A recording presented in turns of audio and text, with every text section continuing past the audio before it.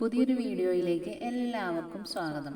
ഇന്ന് ഞാൻ വന്നിട്ടുള്ളത് പ്രിസർവേറ്റീവുകളൊന്നും ചേർക്കാതെ തന്നെ നമ്മുടെ വീട്ടിൽ തന്നെ ഈസി ആയിട്ട് ഉണ്ടാക്കാൻ പറ്റുന്ന ഒരു നാരങ്ങാച്ചാറിൻ്റെ റെസിപ്പിയുമായിട്ടാണ്. അപ്പോൾ അച്ചാറുണ്ടാക്കാനായിട്ട് ഞാനൊരു 10-12 നാരങ്ങയോളം എടുത്തിട്ടുണ്ട്. ഇത് നമുക്ക് ആവി കയറ്റി ഒന്ന് എടുക്കണം. അതിനായിട്ട് ഒരു പാത്രത്തിലേക്ക് ഇട്ട് കൊടുത്തിട്ടുണ്ട്. എന്നിട്ട് അടച്ചു വെച്ച് ഒരു 10 മിനിറ്റോളം ഒന്ന് ആവി കയറ്റി എടുക്കാം. അപ്പോൾ അതാ നമ്മുടെ നാരങ്ങയൊക്കെ നല്ലതുപോലെ വെന്തിട്ടുണ്ട്.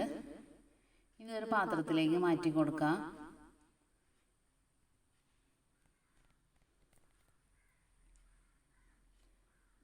ഇപ്പം നാരങ്ങയുടെയൊക്കെ ചൂടൊക്കെ ഒന്ന് പോയിട്ടുണ്ട്. ഇനി നമുക്ക് ഈ ഒരു നാരങ്ങേനെ 4ആയിട്ടൊന്ന് കട്ട് ചെയ്തെടുക്കണം.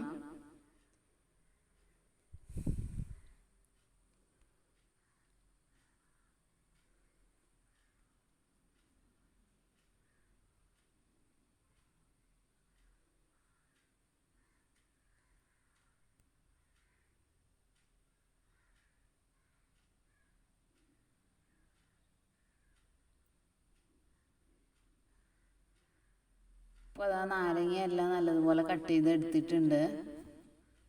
ഇനി നമുക്ക് അച്ചാറിന് വേണ്ട ബാക്കി ഇൻഗ്രീഡിയൻസും കൂടി ഒന്ന് റെഡിയാക്കി എടുക്കാം. അതിനായിട്ട് ഒരു പാത്രം അടുപ്പത്ത് വെച്ചിട്ടുണ്ട്. അതിലേക്ക് അല്പം എണ്ണ ഒഴിച്ചു കൊടുക്കാം.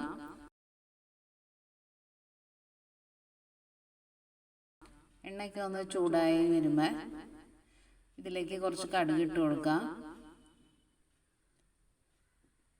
അപ്പോൾ അതാ കടുകെല്ലാം നല്ലതുപോലെ പൊട്ടി വന്നിട്ടുണ്ട്. ഇനി ഇതിലേക്ക് ഒരു ചെറിയ കഷ്ണം ഇഞ്ചി ചെറുതായി കട്ട് ചെയ്തതും കുറച്ച് വെളുത്തുള്ളി പച്ചമുളകും കൂടി ചേർത്ത് കൊടുക്കുന്നുണ്ട്. ഇനി നമുക്ക് ഇതെല്ലാം കൂടി നല്ലതുപോലെ ഒന്ന് വഴറ്റിയെടുക്കാം.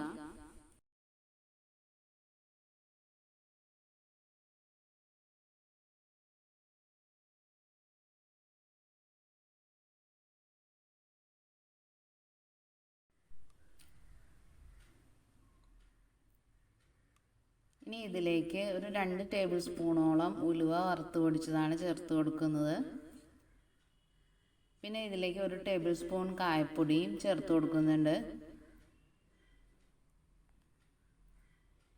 ഇനി ഇതിലേക്ക് ഒരു 2 ടേബിൾ സ്പൂണോളം മുളക് പൊടിയാണ് ചേർത്ത് കൊടുക്കുന്നത്. കൂടെ തന്നെ ഒരു 1/2 ടീസ്പൂൺ മഞ്ഞൾപ്പൊടി കൂടി ചേർത്ത് കൊടുക്കാം.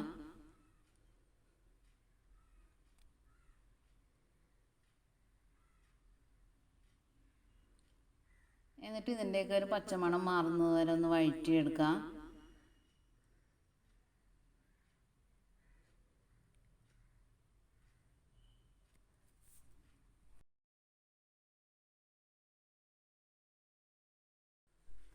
ഇപ്പം അതാ പൊടികളൊക്കെ ഒന്ന് ചൂടായി കിട്ടിയിട്ടുണ്ട്. ഇനി ഇതിലേക്ക് അല്പം വെള്ളം ഒഴിച്ചു കൊടുക്കാം. എന്നിട്ട് നന്നായിട്ടൊന്ന് തിളപ്പിച്ചെടുക്കണം. അപ്പോൾ ആ വെള്ളമൊക്കെ നല്ലതുപോലെ തിളച്ച് കിട്ടിയിട്ടുണ്ട്.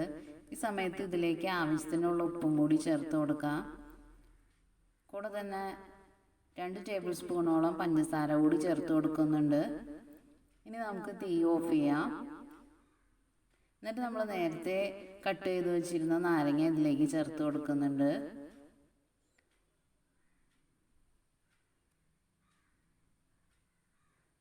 അപ്പോൾ അതാ നമ്മുടെ നാരങ്ങ അച്ചാറൊക്കെ ഇവിടെ റെഡി ആയിട്ടുണ്ട്. അപ്പോൾ നല്ല ടേസ്റ്റി ആയിട്ടുള്ള ഈ നാരങ്ങ അച്ചാർ എല്ലാവരും ഒന്ന് ട്രൈ ചെയ്ത് നോക്കണം.